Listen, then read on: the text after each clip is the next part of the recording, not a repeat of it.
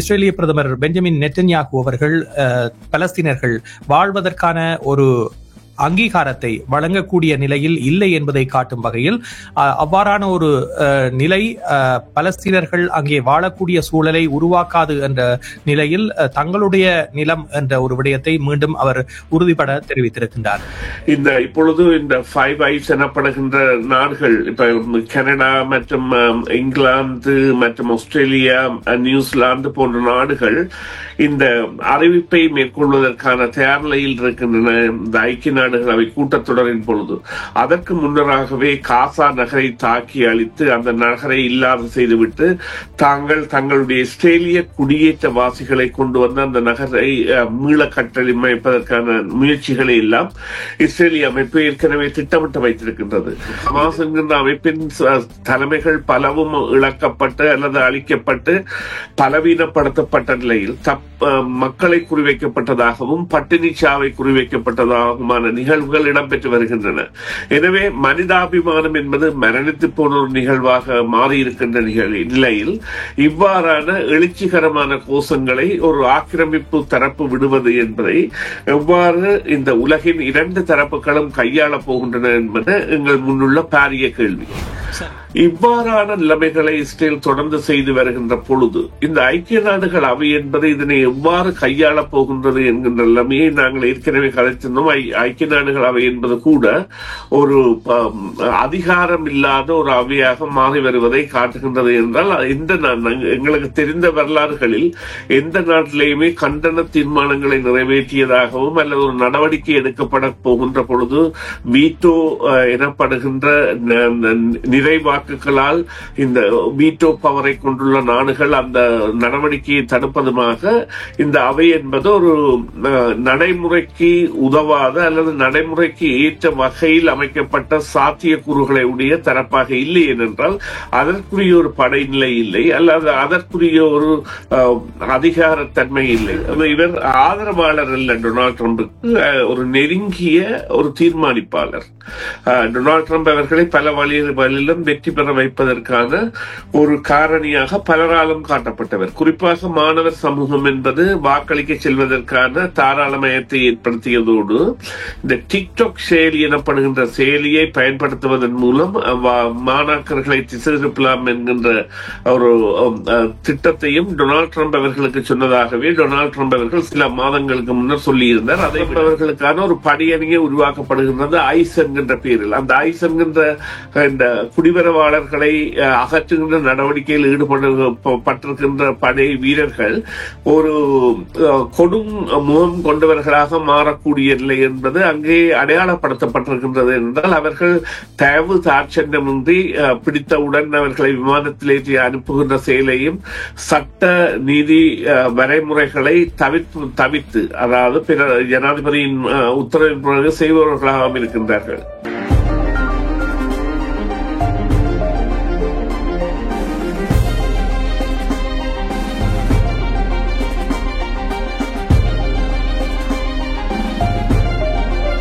FM 100.3 CMR Tamil FM அலைகளில் உங்கள் அனைவரையும் செய்தியின் பின்னணி நிகழ்ச்சியில் சந்திக்கின்றோம். சமகால முக்கிய நிலவரம் தொடர்பாக பேசுகின்ற நிகழ்ச்சியில் பலஸ்தீனம் என்ற ஒரு நாடு இல்லை என்ற ஒரு தகவலை மீண்டும் உறுதிப்படுத்த தெரிவித்திருக்கின்றார் நெத்தன்யாகு அவர்கள். இதே நேரத்தில் பலஸ்தீனியர்கள் தொடர்ந்து வாழ முடியாத ஒரு நிலை அங்கே உருவாகி வருவதாக பலரும் குறிப்பிடுகிறார்கள். காரணம், இவ்வாறான ஒரு நிலப்பரப்பு என்பது தங்களுக்கு சொந்தமானது என்பதனை மீண்டும் அவர் அழுத்தம் திருத்தமாக தெரிவித்திருப்பதோடு உலக நாடுகளுடைய உதவியையும் இதற்காக கூறியிருக்கின்றார். இந்த நிலையில் இது உலக மட்டத்தில் பேசுகின்ற ஒரு செய்தியாகவும் மாறியிருக்கின்றது. இது குறித்து நாங்கள் இன்றைய நிகழ்ச்சியில் பேச இருக்கின்றோம். இப்பொழுது எங்களோடு ஆய்வாளர் சுரேஷ் சர்மா இணைந்திருக்கின்றார். அவரை சந்திப்போம். வணக்கம் சுரேஷ். வணக்கம் ராம். வணக்கம் நேயர்களே. ஆமாம், பலஸ்தீன ஜனாதிபதி மஹ்மூத் அப்பாஸ் அவர்கள் தொடர்ந்து சில காலம் மௌனம் சாதித்து வருவதை பார்க்கின்றோம்.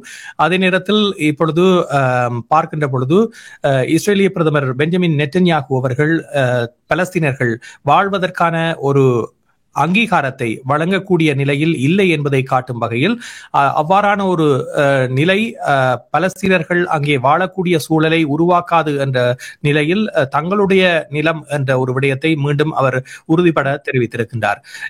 இந்த விடயத்தை மீண்டும் மீண்டும் தெரிவிப்பதற்கான காரணமாக நீங்கள் எவற்றை பார்க்கிறீர்கள்? அவர்களுடைய இலக்கு என்பது தங்களை சுற்றியுள்ள பிரதேசங்களில் உள்ள பாதுகாப்பு நிலைமைகளை பலப்படுத்துவதோடு பலஸ்தீனம் என்கின்ற ஒரு நிலை என்பது அவர்களுக்கான ஒரு இடையூறாக அல்லது இஸ்ரேல் என்கின்ற தேசத்தின் வளர்ச்சிக்கான தடைக்கல்லாக இருப்பதால் அதனை இல்லாது செய்வதற்கான முயற்சியை அல்லது தற்பொழுது மேற்குலக நாடுகள் மேற்கொண்டு வரும் தாங்கள் அங்கீகரிக்கப் போவதாக கூறுகின்ற பலஸ்தீனம் என்கின்ற ஒரு நாட்டிற்கான அங்கீகாரத்தை இல்லாது செய்வதற்காகவும், குறிப்பாக இப்பொழுது இந்த 5 ஐஸ் எனப்படுகின்ற நாடுகள், இப்ப கனடா மற்றும் இங்கிலாந்து மற்றும் ஆஸ்திரேலியா, நியூசிலாந்து போன்ற நாடுகள் இந்த அறிவிப்பை மேற்கொள்வதற்கான தயார் நிலையில் இருக்கின்றன. இந்த ஐக்கிய நாடுகள் அவை கூட்டத்தொடரின் பொழுது அதற்கு முன்னராகவே காசா நகரை தாக்கி அழித்து அந்த நகரை இல்லாது செய்துவிட்டு தங்களுடைய இஸ்ரேலிய குடியேற்றவாசிகளை கொண்டு வந்து அந்த நகரை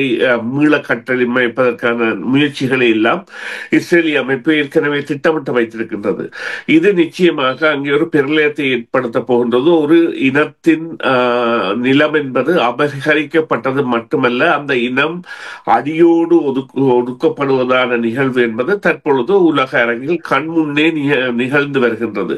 குறிப்பாக இது கேள்வி எழுப்புகின்ற விடயம், அதாவது ஹிட்லரின் நிலைப்பாடு ஏற்புடையதா என்கின்ற ஒரு கேள்வியையும் பலரிடையே ஏற்படுத்தி வருகின்ற நிலையை காணக்கூடியதாக இருக்கின்றது. ஏனென்றால் இனப்படுகொலையின் நாயகர்களாக அல்லது இனப்படுகொலையின் பரிதாபிகளாக இதுவரை தங்களை காட்டிக்கொன்ற ஒரு இனம், அதாவது அவர்களிடையே உள்ள ஒற்றுமை என்பது அளப்பரியது மற்றும் அவர்களுக்குரிய உதவி என்பது மேற்குலகில் இருந்து அளப்பரியது என்கின்ற 2 தன்மைகளையும் வைத்து இன்னொரு இனத்தை இல்லாது செய்வதற்கான முயற்சியில் ஈடுபடுவது என்பது ஏற்புடையதல்ல. இதனை உலகம் ஏற்காது.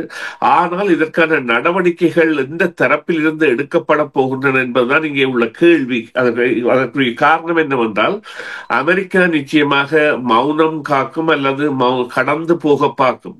ஆனால் இப்பொழுது ஏற்பட்டுள்ள அந்த 2ஆம் தலைமை என்கின்ற உலகத்தின் சீன, ரஷ்ய மற்றும் இந்திய மற்றும் வட கொரிய கூட்டு என்பது எவ்வாறான நிலைமையை இஸ்ரேலுக்கு ஒரு மிரட்டலாக விடுக்கும், இவ்வாறான ஒரு நிலைமைக்கு தொடர்ந்து இதனை விட்டு செல்லுமா என்பது இங்கே உள்ள கேள்விக்குரிய. என்றால் இப்பொழுது இந்த இனப்படுகொலை எனப்படுகின்ற வரையறைக்கு உட்படுத்தப்படுகின்ற பதச்சொற்களை மீறி அவற்றை கடந்து அங்கே ஒரு இனப்படுகொலை நடந்து கொண்டிருக்கின்றது என்றாலும் உலகமோ அல்லது நீதிமன்றோ அதை இன்னும் ஏற்கவில்லை. அதாவது போரின் பொழுது கூட இடம்பெறுகின்ற சம்பவங்களை வைத்து சில வேளைகளில் கூறலாம். ஆனால் இப்பொழுது சுமார் 1.5 வருடங்களாக போர் இந்த பின்பு ஹமாஸ் என்கின்ற அமைப்பின் தலைமைகள் பலவும் இழக்கப்பட்டு அல்லது அழிக்கப்பட்டு பலவீனப்படுத்தப்பட்ட நிலையில் மக்களை குறிவைக்கப்பட்டதாகவும் பட்டினி சாவை குறிவைக்கப்பட்டதாகுமான நிகழ்வுகள் இடம்பெற்று வருகின்றன. எனவே மனிதாபிமானம் என்பது மரணித்து போன ஒரு நிகழ்வாக மாறியிருக்கின்ற நிலையில் இவ்வாறான எழுச்சிகரமான கோஷங்களை ஒரு ஆக்கிரமிப்பு தரப்பு விடுவது என்பதை எவ்வாறு இந்த உலகின் 2 தரப்புகளும் கையாளப் போகின்றன என்பது எங்கள் முன்னுள்ள பாரிய கேள்வி. சரி, ஏற்கனவே பிரித்தானியா, கனடா போன்ற நாடுகள் இந்த பலஸ்தீன நாடு குறித்த தகவல்களை வெளியிட்டிருந்தன. அது அதிகார பகிர்வு என்ற ஒரு விடயத்துக்கும் பொருத்தமான ஒன்றாக இருக்கும். அது ஸ்டேட்டாக இருக்கலாம் அல்லது நாடாக இருக்கலாம். இந்த சூழலில் இப்பொழுது இந்த நாடுகள் இந்த அறிவிப்பை வெளியிட்டதன் பின்னர் இடம்பெறுகின்ற சம்பவங்கள் என்பது தொடர்ந்து கொண்டே இருக்கின்றன. இந்த நாடுகள் அதற்கு எவ்வாறு பொறுப்பேற்க இருக்கின்றன? இவ்வாறு தொடர்ந்து சென்றால் இந்த நாடுகளினுடைய அணுகுமுறை என்பது எப்படி இருக்கும்? அதனை எவ்வாறு கட்டுப்படுத்துவதற்கு இஸ்ரேல் தரப்பு முன்வரும்? இங்கே உள்ள நிலைமை என்னவென்றால், ஏற்கனவே 149க்கும் மேற்பட்ட ஐக்கிய நாடுகள் அவையில் அங்கம் வகிக்கின்ற நாடுகள் பலஸ்தீனத்தை அங்கீகரித்து விட்டன. பலஸ்தீனத்திற்கு ஒரு அரச அந்தஸ்து இல்லாத இடம் இருக்கின்றது ஐக்கிய நாடுகள் அவையில். குறிப்பாக ஜசீர் அரபாத் இருந்த பொழுது அது எவ்வாறு பிரயோசனப்படுத்தப்பட்டது என்பதை நாங்கள் அனைவரும் கண்டுணர்ந்திருந்தோம். அதன் பிறகு அவ்வாறான ஒரு தலைவர் அங்கே அந்த ஐக்கிய நாடுகள் அவையை பயன்படுத்தக்கூடியதற்காக வரவில்லை, அல்லது அவ்வாறான ஒரு அந்த சமகால நோக்குள்ள தலைவர் அல்லது அந்த பிராக்மேட்டிக் நடைமுறை சாத்தியம் உள்ள தலைவர் என்பவர் அங்கே உருவாகவில்லை.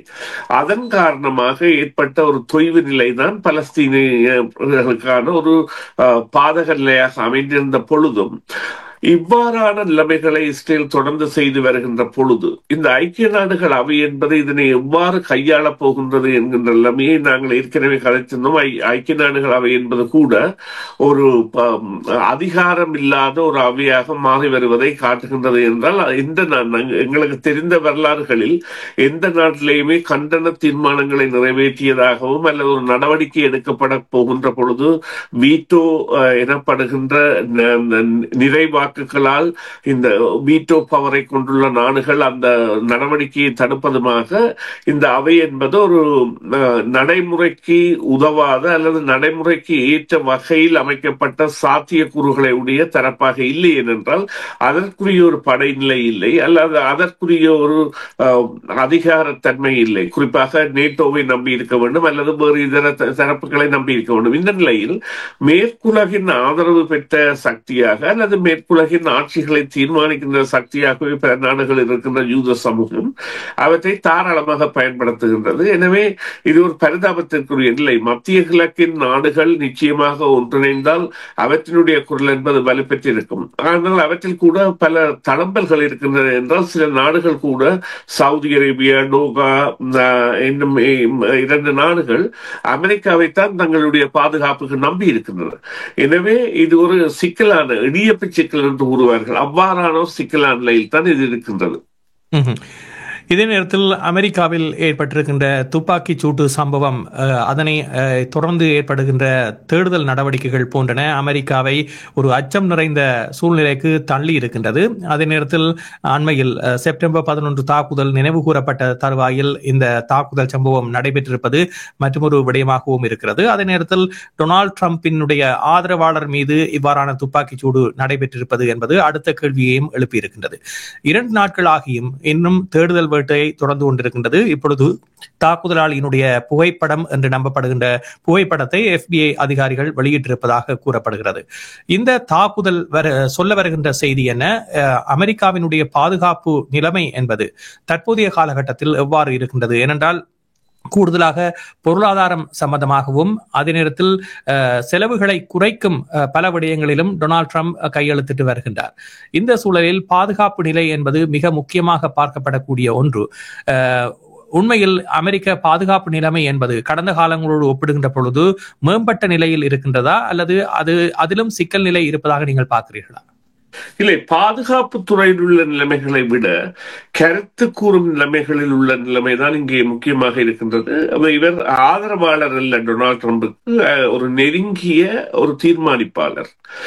டொனால்ட் ட்ரம்ப் அவர்களை பல வழிகளிலும் வெற்றி பெற வைப்பதற்கான ஒரு காரணியாக பலராலும் காட்டப்பட்டவர். குறிப்பாக மாணவர் சமூகம் என்பது வாக்களிக்க செல்வதற்கான தாராளமயத்தை ஏற்படுத்தியதோடு இந்த டிக்டாக் செயலி எனப்படுகின்ற செயலியை பயன்படுத்துவதன் மூலம் மாணாக்கர்களை திசை திருப்பலாம் என்கின்ற ஒரு திட்டத்தையும் டொனால்ட் ட்ரம்ப் அவர்களுக்கு சொன்னதாகவே டொனால்ட் ட்ரம்ப் அவர்கள் சில மாதங்களுக்கு முன்னர் சொல்லியிருந்தார். அதைவிட இந்த டைரக்ட் லைன் கான்ட்ராக்ட் எனப்படுகின்ற டொனால்ட் ட்ரம்புடனோ அல்லது ஜேடி வேன்ஸுடனோ அல்லது யாருடனோ உடனடியாக நேரடியாக தொலைபேசியில் கதைக்கக்கூடிய ஒரு தீவிர ஆதரவாளராக இருந்தார். 18 வயதிலிருந்து இந்த கன்சர்வேட்டிவ் என்கின்ற தளத்தில் அதி தீவிரவாத எக்ஸ்ட்ரீமிஸ்ட், சில பேர் அதை வெள்ளையின ஆதரவாளர் என்று கூட கூறுவார்கள், அவ்வாறான நிலைக்கு மாறி ஒருவராக இருந்தார். இவருடைய கருத்துக்களில் பலவும் பலராலும் ஏற்கப்பட மாட்டாதவையாக இருந்தன. குறிப்பாக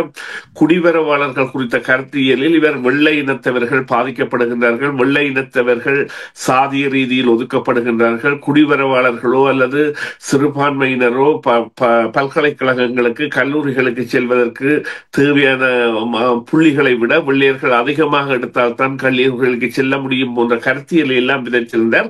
அதில் எவ்வளவு உண்மை பொய் என்பது தெரியாது. அதைவிட சமயத்திலும் தீவிரமானமாக இருந்தார். அது ஏற்கக்கூடிய ஒன்றாக இருந்தாலும் இந்த பல்லின அல்லது இந்த ஆண் பெண்ணில்லா சாராதவர்களை வெறுப்புணர்வுக்கு உள்ளாக்கி இருந்தார் என்பது ஒரு உண்மையான நிகழ்வு. அதாவது அவ்வாறான ஒரு இனம் இல்லை என்பதையும் அவ்வாறான தேவை இல்லை என்பதையும், அதே போல யூதர்களுக்கு நடந்த இந்த ஹாலகாஸ்ட் என்பது போலத்தான் கருக்கலைப்பு விவகாரமும். எனவே கருவை கலைக்காதீர்கள் என்கிற தீவிர பிரச்சாரத்திலும் ஈடுபட்டிருந்தார். இருந்த பொழுதிலும் இவரது கொலைக்கான அந்த காரணமாக கருதப்படுகின்றது இவ்வாறான இவரது கருத்து கூற்றுகைகள் தான் இருக்கின்றன. அந்த கொலையாளியாக அடையாளம் காட்டப்பட்டவர் ஒரு சிறு வயது பையனாகத்தான் இருக்கின்றார். குறிப்பாக அவருக்கு 18 வயதிலிருந்து 24 வயதுக்கு இருக்கக்கூடியதாக அவரது தோற்றம் இருக்கின்றது. அல்ல 16 வயதுக்கும் 24 வயதுக்காகவும் இருக்கலாம். அவ்வாறாகத்தான் தோற்றம் இருக்கின்றது. அவர்களுக்கு தேடி அலைகின்றார்கள். ஆனால் டொனால்ட் ட்ரம்ப் அவர்கள் I think we got him என்கின்ற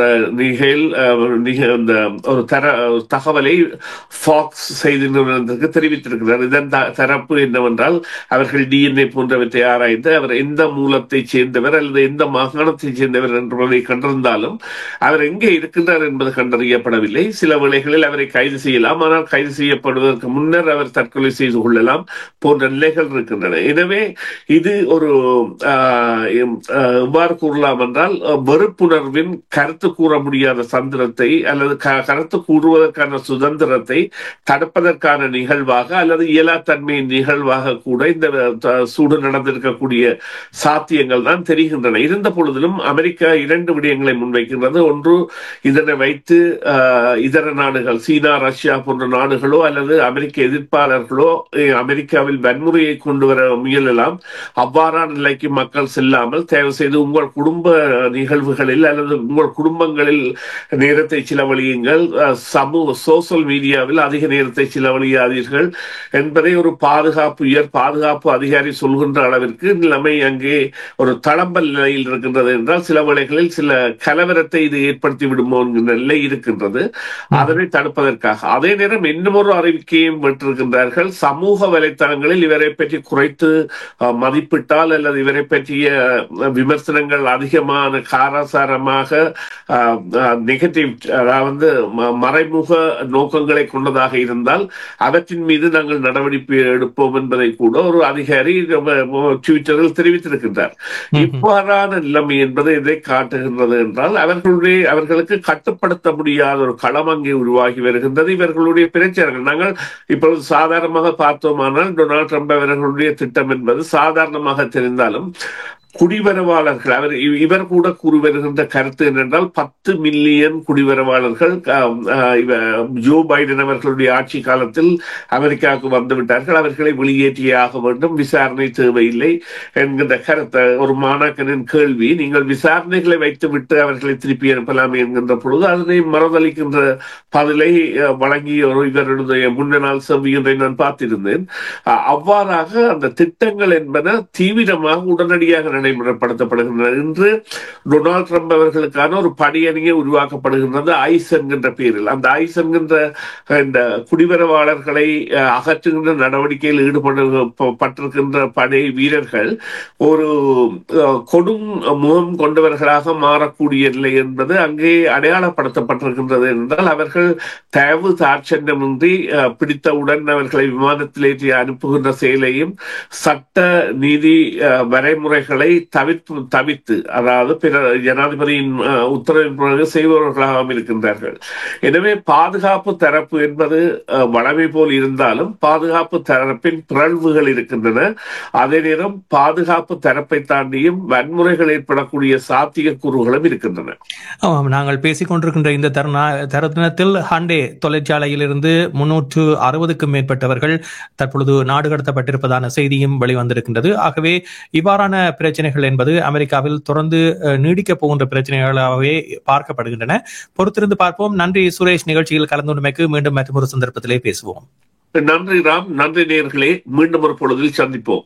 சிஎம்ஆர் யூடியூப் சேனலில் இணைந்திருக்கும் நேர்கள் அனைவருக்கும் எமது நன்றி. காமெண்ட்ஸ் பகுதியில் உங்கள் கருத்துக்களை தெரிவிக்க தவறாதீர்கள். முக்கிய செய்திகள், காணொளி தொகுப்புகள், நேர்காணல் என பலதரப்பட்ட அம்சங்களையும் உங்களுக்காக தருகின்றது சிஎம்ஆர் யூடியூப் சேனல். சிஎம்ஆர் என்று சர்ச் செய்து எமது யூடியூப் சேனலை சப்ஸ்கிரைப் பண்ணுங்கள். உங்கள் உற்றார் உறவினர் நண்பர்களோடும் இந்த காணொளி தொகுப்புகளை பகிர்ந்து கொள்ளுங்கள். அருகில் இருக்கின்ற முக்கிய காணொளி தொகுப்புகளையும் தவறவிடாமல் பாருங்கள்.